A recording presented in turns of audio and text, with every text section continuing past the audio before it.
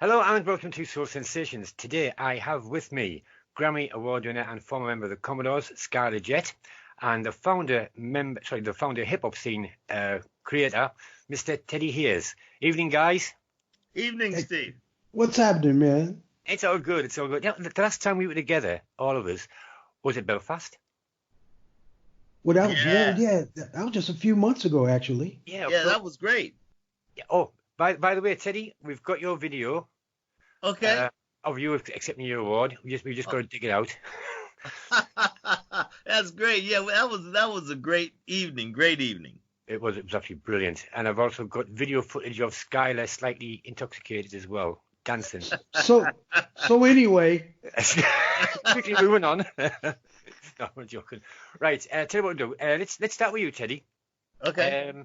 This is just we're going to have a recap. 'Cause I know I've interviewed both you guys before, but we might have some listeners that have never heard it before. So we'll do a quick run up or oversee of everything that we've done before. Right, so Teddy, talk about your Yes. childhood. What was like growing up with Bobby Womack? And is it true that Arsenio Hall was your classmate? Yes, Arsenio was. I think I must have been in about the fourth or fifth grade. Arsenio sat in the same row as I did. Wow. That's why I know he's always lied about his age.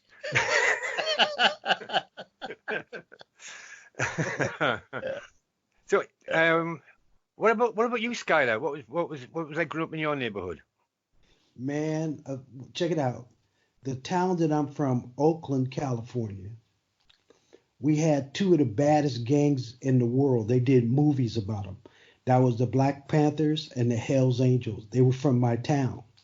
So you had the baddest black gang and the baddest white gang, right, in the same town, but they never fought each other. They was always going up against the police.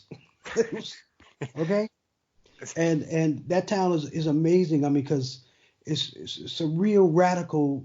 That whole area, Berkeley and all of that, Yeah. real radical. That's when women's liberation started, right there, right?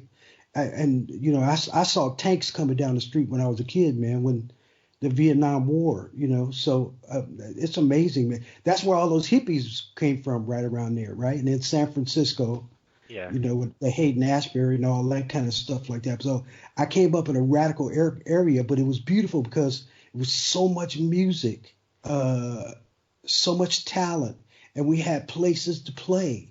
You know what I mean? And my favorite promoter of all was Bill Graham, and he used to put these shows on with all kind of talent. So, it could be any genre, but you can believe if he found this act, they were excellent. And even if you didn't listen to country music, you'd have to give it up. Go, man, they were great though, right? And that was a good thing for my area. So we was checking out all types of different music, all that hippie music stuff like that, and it garnered peace really because if you look at the Woodstock movement back then, Yeah. when Bill Graham put that on, right? Most of those bands were talking about stopping the war, Yeah. and we need that to happen again. So that's why my foundation, Yeah. Music for Global Change, is all about that, bringing all this music together where people can talk about how we can solve problems. Yeah. We'll be going into that in a bit more depth later on. But I've got a quick one for you, Skylar. You're a singer and you're a songwriter, but what came first, the singing or the songwriting? I would it's singing, Singing. singing, because my mom, my grandmother, and my aunt were all singers, right? And so I'd always have to go to church, and I had to sit there. How do you get a 7-year-old to sit there for 2 hours while your mom rehearsed? Twisting the wheel. I remember my mom told me one time, she said, if you move one more time, right? Because once she got on the stage, Yeah. it's over. She's not gonna get down for a while, right? Yeah. So we're 7 years old, man. We duck down, and we're all up in the pastor's office and everything. You know what I mean? So, and until she stuck me in the choir, and then that stopped all of that. Well, we're getting to know all the stuff here, mind. Teddy, Yeah. I haven't forgot about you, still there. Now, tell me a little bit about your time as Roberta Flack's tour manager. Well, I started. Uh, I started in 1977. Actually, Melvin Van Peebles, the producer, who was my friend, got me that job. I was working for Quincy Jones, doing public publicity and stuff for the Brothers Johnson out in California. And then I came back to New York to do something. I visited Melvin Van Peebles, who was a producer, filmmaker, make a Sweetback's Badass Song. And I walked into his office and he said, "Hey, listen, I got a friend who needs a road manager. You want the job?" I said, "But wait, I don't know anything about being a road manager." He said, "Don't worry about it." He says, "I'll make sure that I can teach you everything you need to know." So right, another one for you, Teddy. How did you land the start of your pro career as a producer of RFG Atlanta back in '75? Well, you mean when I was doing Funky Constellation? Funky Constellation, yeah. Yeah, well, I just had a band. I had my own band, and we were just doing regular club stuff. And then one day I'm walking down the street and I see these kids with this big beatbox, and they had a cassette tape in, and they were just like going crazy. And I said, "Oh, that would be interesting to put to record the band doing some of that kind of music." And we didn't know, this is before rapping got popular. In fact, they didn't call it rapping; they just called it breakbeat music. And we went into the studio with this band that I had called Funky Constellation, and we did breakbeat music. And next thing you know, the record started selling, and right about then sampling came out. Because remember, this is 1979, and sampling just started. And next thing I know, we're selling a lot of records. But even more people said, "Hey, man, we heard your beat on this record. We heard your beat on that record. We heard your beat on the other record." And unfortunately for us, people weren't paying for samples at that time. They were just taking samples because the sampling business hadn't really come about. We were just at the very beginning. But we found out that our record, Street Talk, was sampled so many times it became like a breakbeat classic. Yeah. So was that the main track that got you on the road to being a major songwriting producer, or was there another one? Oh, that was 79. I think my first thing I did was that got me on the road to being a songwriter producer was 2 years before that. I did a song called Nowheresville. I remember Bobby Blue, and it was on an album that I just realized last year, strangely enough, that it was nominated for a Grammy in 1978. Because remember, in those days, you could be nominated for things, and if guys don't tell you, you don't know. But anyway, this was called the Drug King's Last Stand, and they used my song. And on this album, it was a kids album for kids, anti-drugs. On this album was Muhammad Ali, Lily Tomlin, Frank Sinatra, Jimmy Carter, ex-president Jimmy Carter. All these people participated in this making of this album. And I actually got the album. I found it on eBay, and I got it and I played it, and it brought back so many memories. And what I had forgotten was that I actually sang on the album. My voice is on the album, me singing my song that I wrote. Never. You're going to have to get a copy of that to me. I got it, Yeah, we'll have to do that. Another quick one for you, Teddy, before we go back to Skyler. Tell me about your connection with rap mogul Russell Simmons and the creator of Def Jam. Well, Russell, when we had Street Talk, it was a breakbeat record. But remember, I told you, this was before hip-hop had gotten started. And Russell, in those days, he wasn't a mogul. He was just a guy going around promoting hip-hop music in the clubs. Yeah. He was just, and he took me to a place in the Bronx called Disco Fever.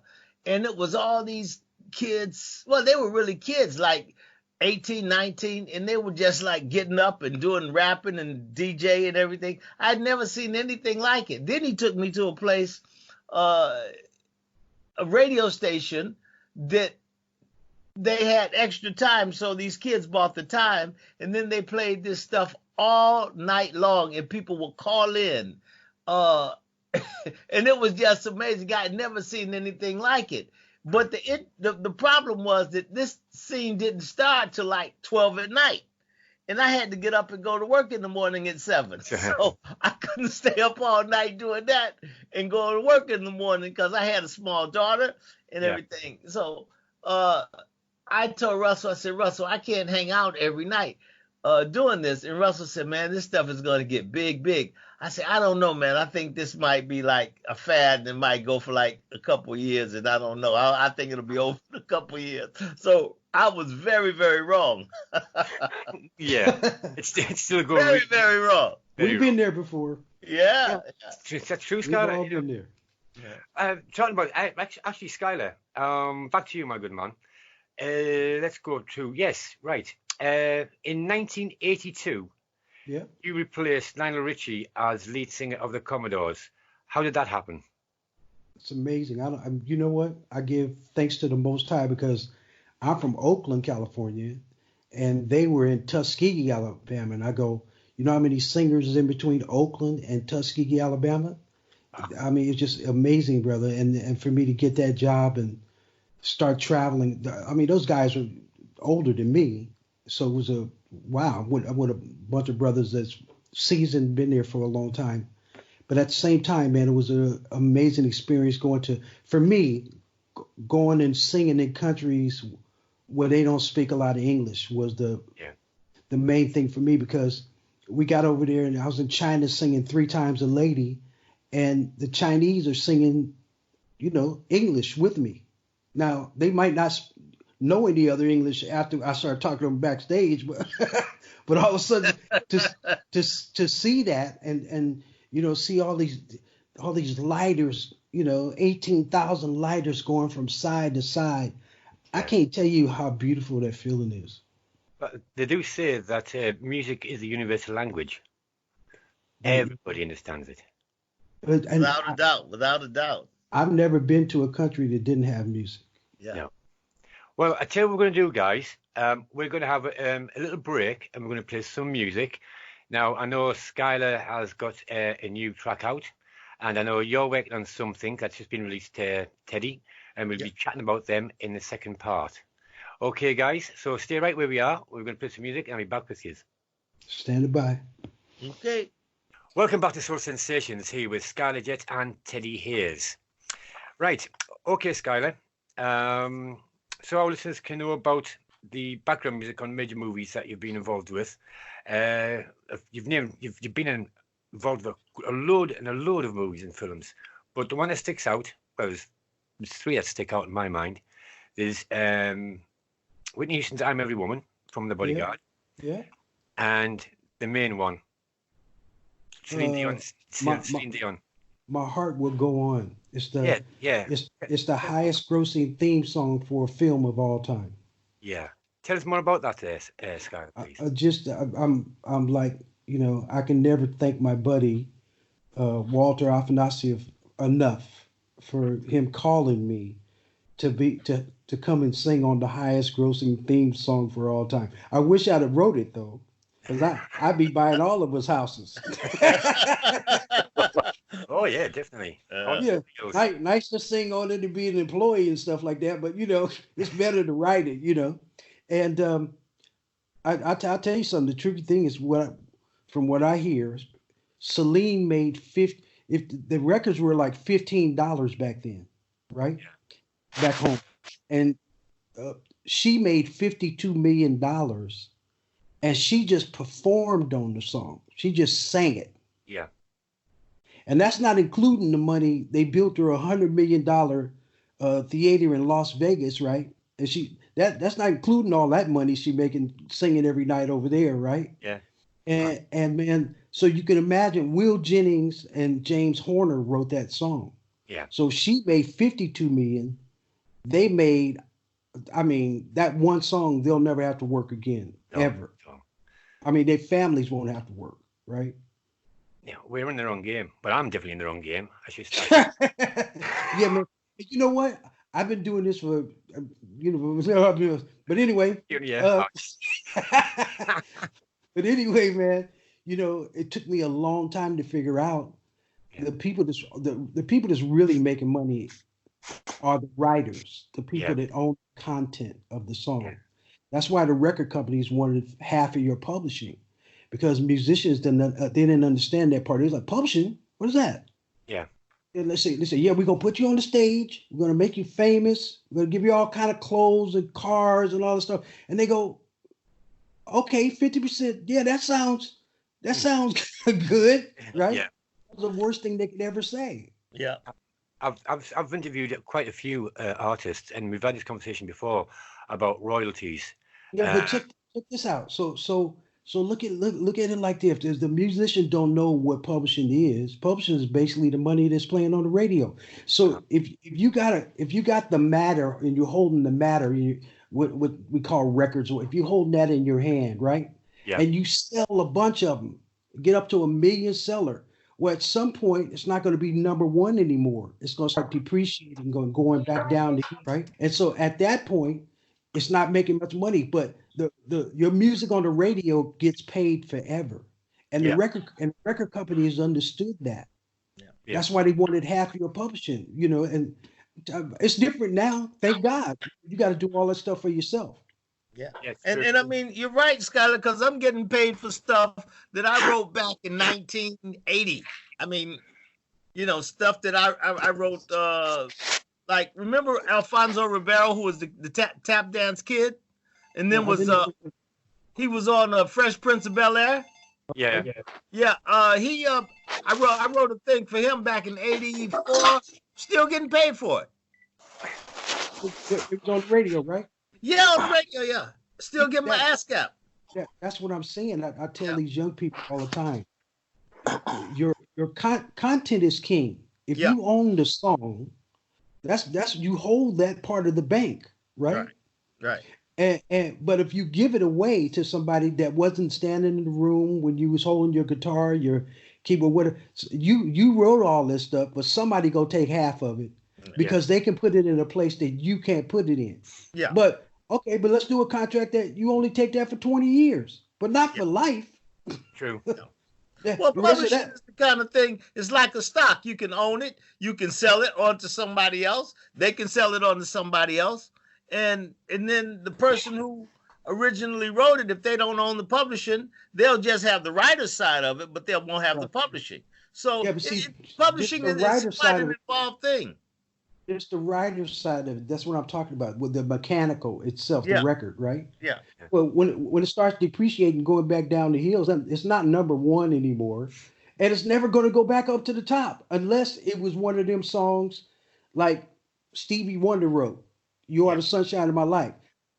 A gazillion people did that song, and he still gets paid for it. Yeah, but now there's not even mechanicals anymore because there's no records. How about that one? True. Yes, it's downloaded. Mechanicals are gone. Hold on, wait. Kind of cold in here. Let me get my coat. I mean, because it's wrong, man. Check it out. But what I love about today is you can do it for yourself. Yeah. And if you look at that kid that did that song, Old Town Road. Old Town Road, He's a black kid. He's sleeping on his sister's couch in Atlanta. Yeah. And he starts putting this country song out with rap on it. Yeah. Okay. He start getting it on Twitter and everything like that, and the white kids went crazy over it. Yeah. In the country world, that's not supposed to happen. He's black. Well, that's not supposed to happen. But that's the beauty of the internet and music. You can reach out, and you don't have to be defined by the limitations of the record company. No. The audience embraces you, and that's it. He proved it. Yeah, absolutely. By sleeping on his sister's couch, putting this song out there to the world, it turned out to be the #1 song in the world. That's right. He didn't have no record company. Nah. Right? No. Wait a minute. So now you're doing the country music. That's mostly in the white world because they don't let too many black people sing country, right? Yeah. But the white kids went crazy over it, which shows you it doesn't matter what your race is. Do you like it or not? Right? Well, you said the important thing. They let you. Now they don't have to let anything. You let yourself. Well, he proved it, but wait a minute. Finished. So country music's down there in the South area.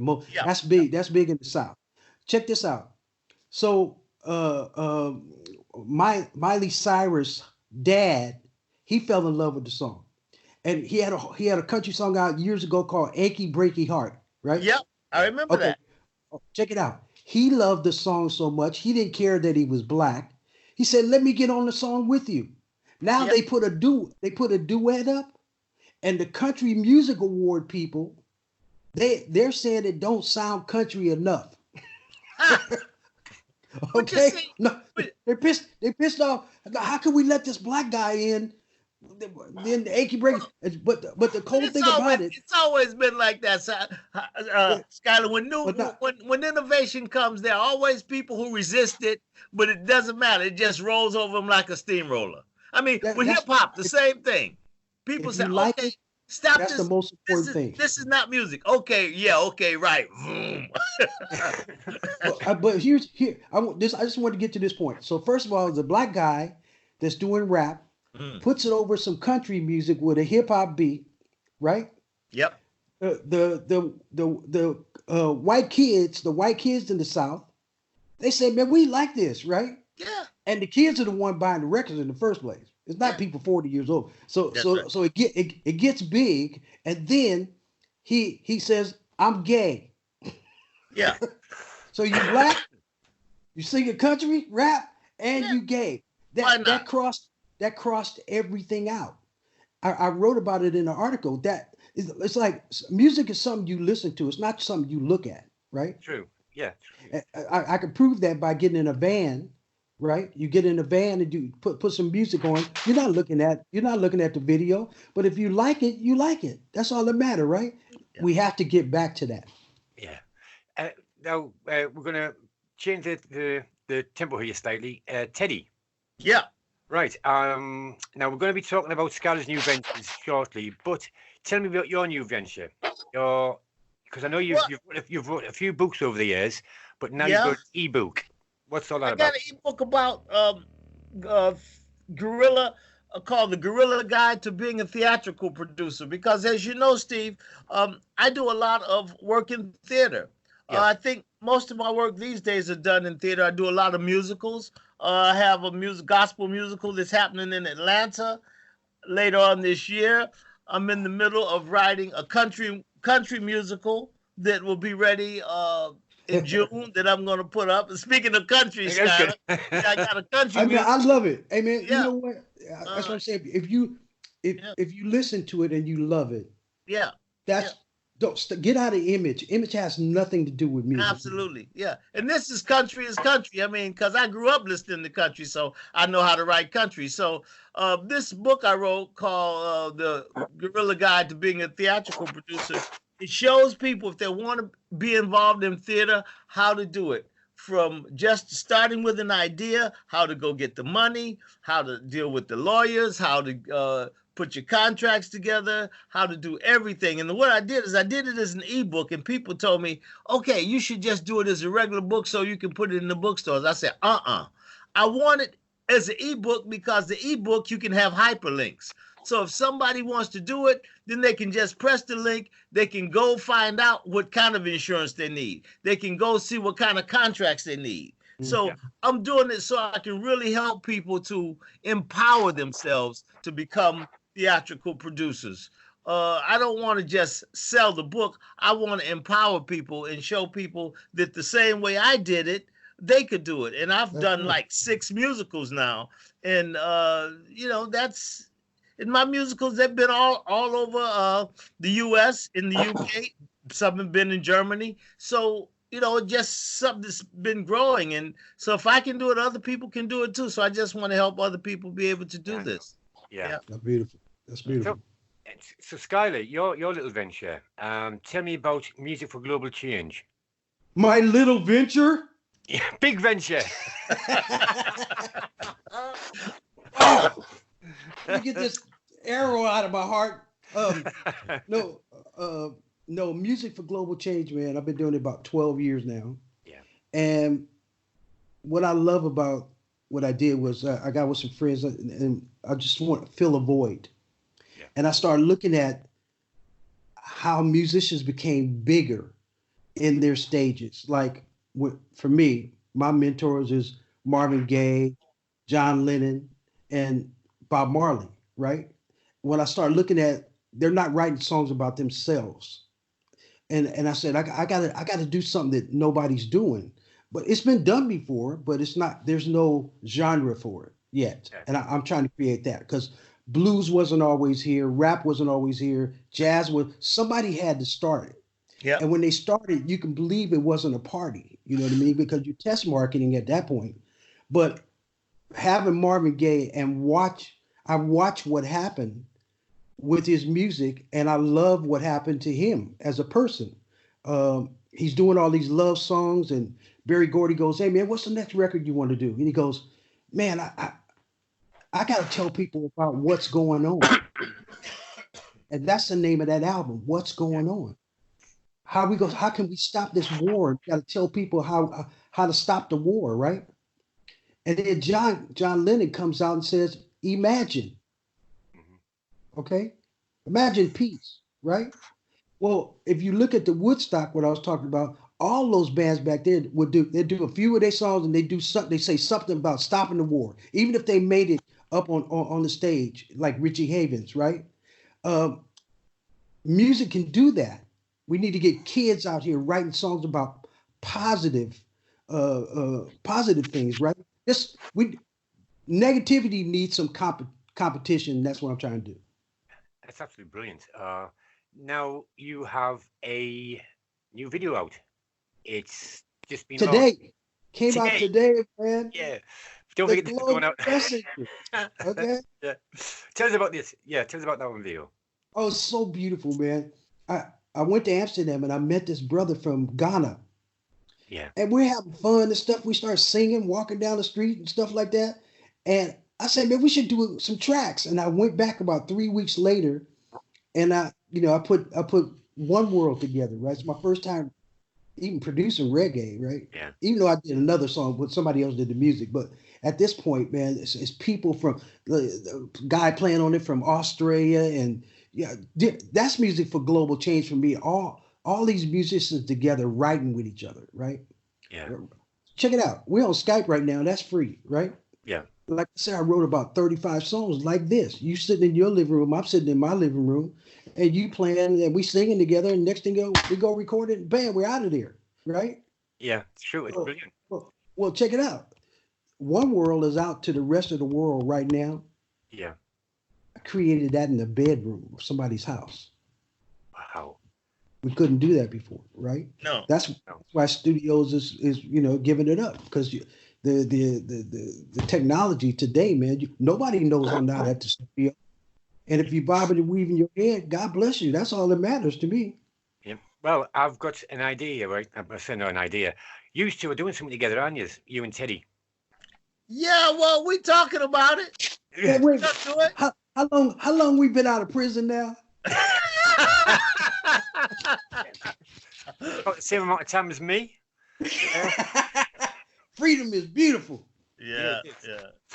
Yeah. So, right, tell us about was it the Hands? What's it called? What's going down in Dublin?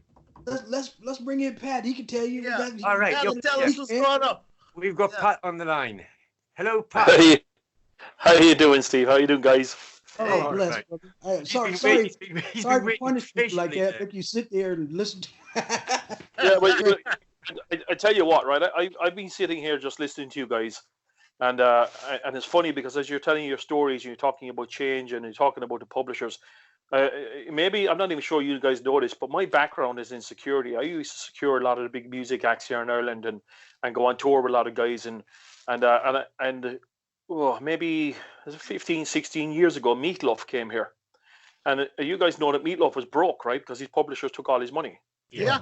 Well, for such a huge act. So when he came to Ireland, he was on a world tour and he was playing in community centres with 800 people. I mean, this was Meatloaf, who was one of the biggest in the world, right? Right. Because, as you said, he wasn't educated in terms of what he needed to know about his business, because he was coming from his passion. I mean, you coming from your passion, sometimes you got to be careful who's out there and who's dealing with you, right? Yeah. And even on a point that Ted, now it's interesting you guys were talking about country music, because I'm wearing a T-shirt here right at the moment right? And on the crest has just arrived this week is a friend of mine, a girl called Siobhan O'Brien. Yeah. And she's in, I think she's in Illinois now. And her latest album, her first album, is You Can't Run Out of Love, is what it's called. How about that? And that was published and produced through a GoFundMe page. So where we come from a small town in Ireland, and the people from that small town got together and they all pitched in and they all pre-ordered her books and pre-ordered her CD and her T-shirts and everything else, and ended up raising the money so she could publish herself, so she could produce herself, so she didn't have to give it all away. That's beautiful. Yeah. Right? So that's what's happening. That's what change is. That's what change is bringing, right? Exactly. It's allowing people to be in control of their own destiny and you know, and listen, it's like everything else. I mean, what we're doing in Dublin, we have our event, which is called Make It Happen 2020. Because it's about, you know, empowering people. And listening to what you guys have been talking about here, it's about empowering people. We don't care who you are. We don't care what your circumstances are. We don't care where you've come from. All we're interested in is right now, what can we do to grow together and how can we support each other and encourage people to step up and be the best version of themselves. And this is why I'm looking forward to both you guys coming to Dublin, because I know I can feel your passion, right? And it fits perfectly into what we're about. And, you know, when change comes, and we've discovered this over the years, I've been in the personal development industry now for over 25 years. I've shared the stage with some of the best minds in the world when it comes to personal and business development. And the one thing everybody agrees in, when change comes, you're going to piss a lot of people off. People don't like it. People are going to leave you. People are going to move away from you. People, and it's nothing to do with you. It's because it's their what I call their discomfort zone. Right? People say you got to move out of your comfort zone, but really you're living in somebody else's discomfort zone, because if you allow other people influence what you think and what you believe. And, you know, when we talk about being different, and we're all different in our own way. I grew up in a very, very poor neighborhood. And, you know, society had an expectation for people in my neighborhood that we were all going to become criminals or drug dealers or, you know, and that was the expectation. So, you know, it doesn't matter. It depends on where you're coming from. But for me, I knew there was better. I knew there was more. I had good people around me. I was surrounded by great people, and I was given great opportunities. And I went on to build multiple companies and employ, actually thousands of people over the last 25 years, 30 years. I'm in business now, and that has come about because I found the right people. And let me tell you this: it is only one or two in a huge, huge number. You know, I would say that 99% of the people you meet, when you leave whatever you do, 99% of the people you meet don't have a clue about what it is you want to achieve and what you're going to do with your life. But it only takes one. And it only takes one, and one person at a time. And this is why you're coming to Dublin, to share your story, because you're making an impact, you're making a difference. And that's, for me, that's all it's about. I'm not, you know, I don't argue. I don't try and prove myself. I'm not interested in trying to prove myself to anybody else. I'm not competing with anybody. I'm just getting on with what I'm getting on with. And I'm surrounding myself with people who are getting on. And this is what we're going to do in Dublin on the 9th of February. Make It Happen 2020. It's about allowing people to let go of the past, let go of whatever has gotten away, whatever has held them back, whoever has held them back, and saying, what can we do right now? And look at the real opportunities out there and give them a little bit more belief in themselves. And, you know, I'm sitting here listening to you guys, and I'm thinking, this is so congruent to where we're at and who we are. You know, yeah, we're all coming from a different place, but we're delivering the same message.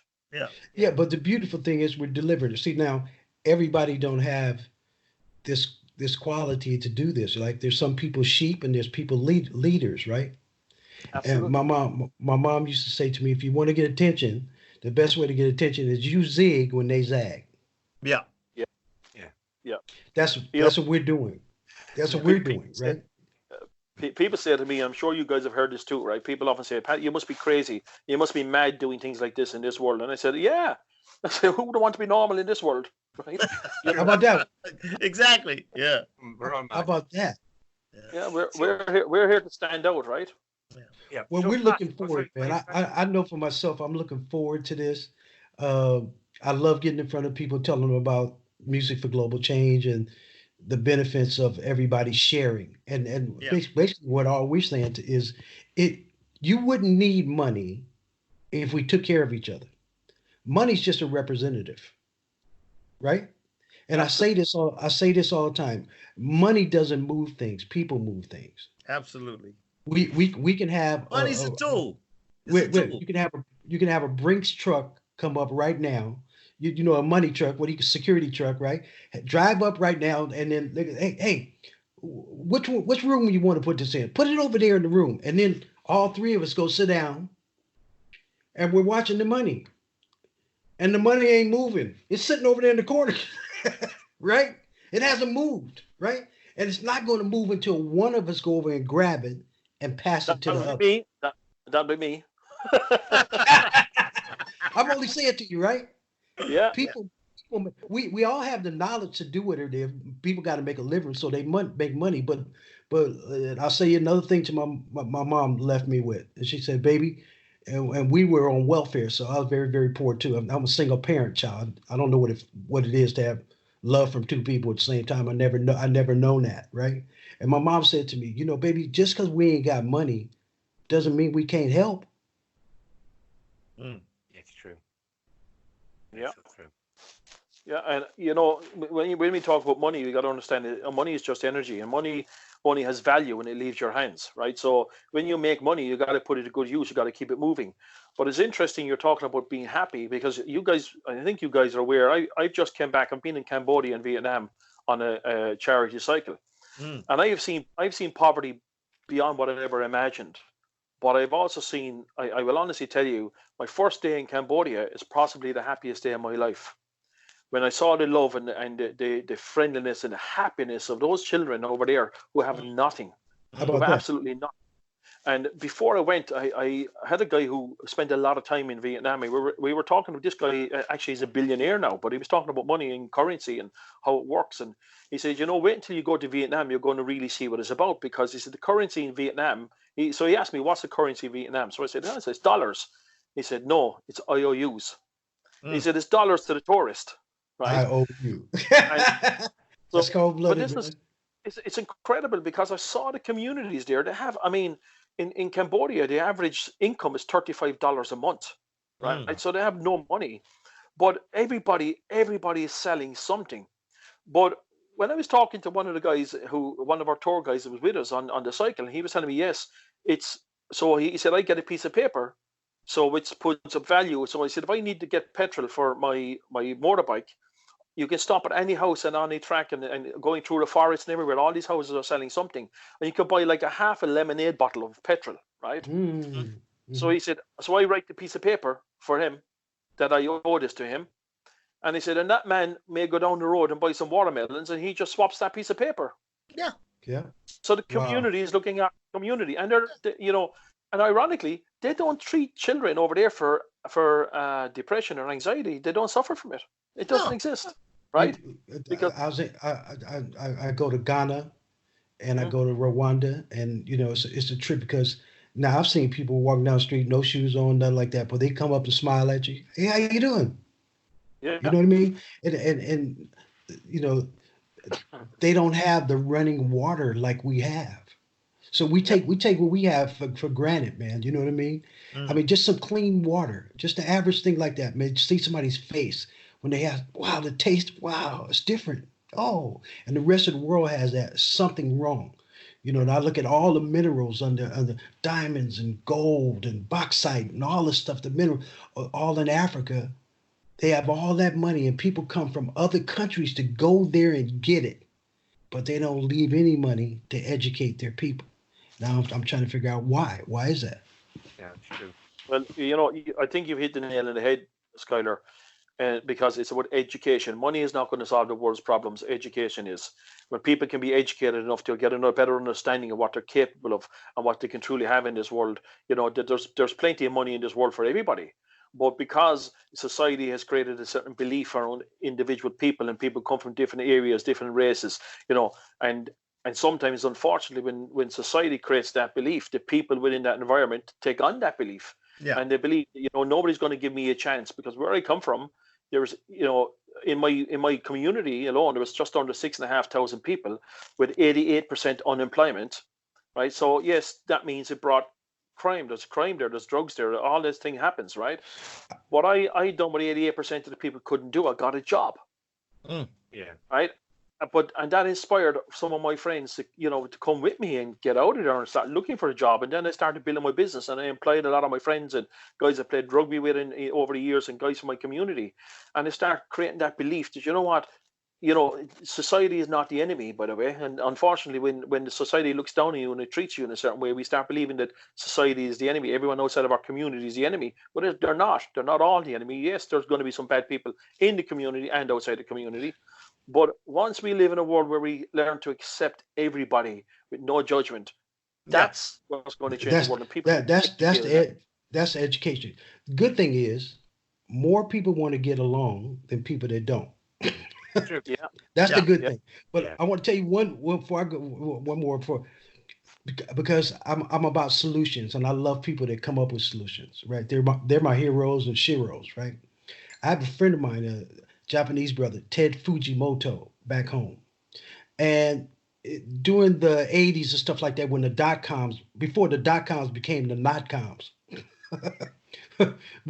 Ted had, him and his buddies had all this money, and then when they disband their business, each of them asked each other, what you gonna do with your money? And Ted goes, you know what?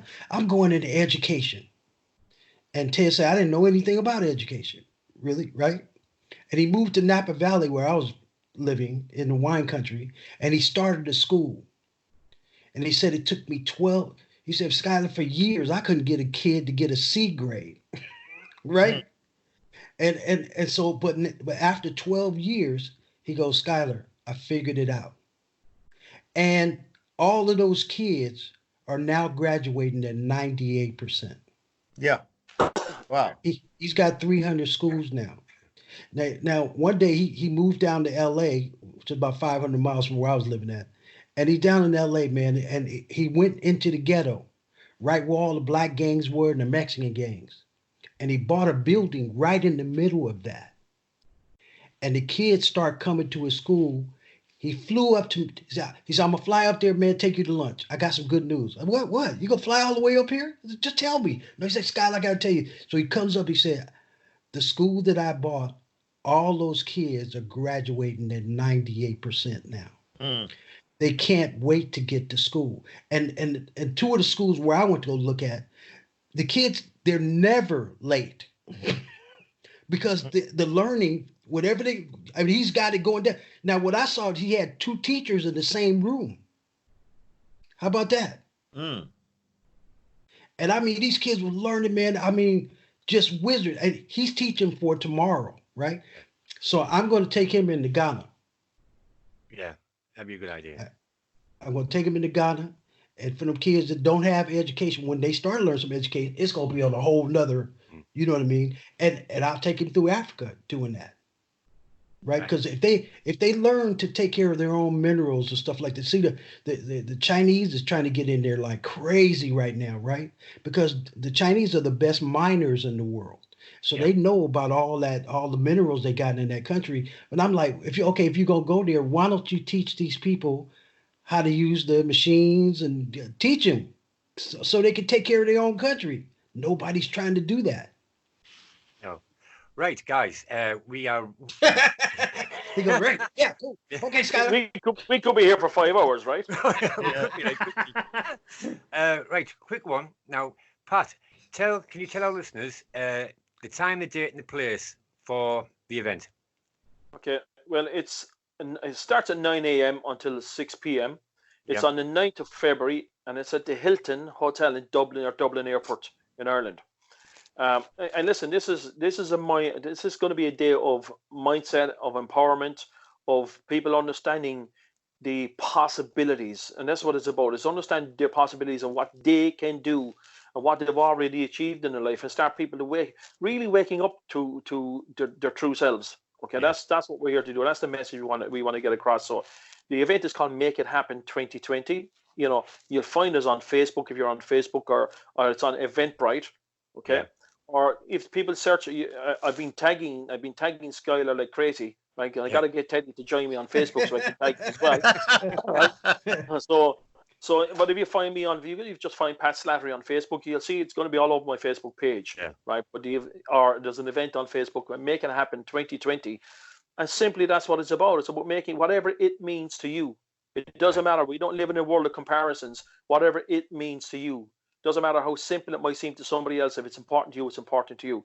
And that's what that day is about, is to empower and inspire people to reach inside themselves and take ownership of their own destiny, their own life. That's ultimately what we're about. Right. I love it. I love that I'm involved. Yep. Yeah. So Skyler and Teddy will be there at the same time as you, on the same day, yeah? Yeah. Yeah, and these guys are going to rock the stage, right? Oh, they are. Now, apart from the event of Make It Happen, Skyler, what else have you got lined up for the future?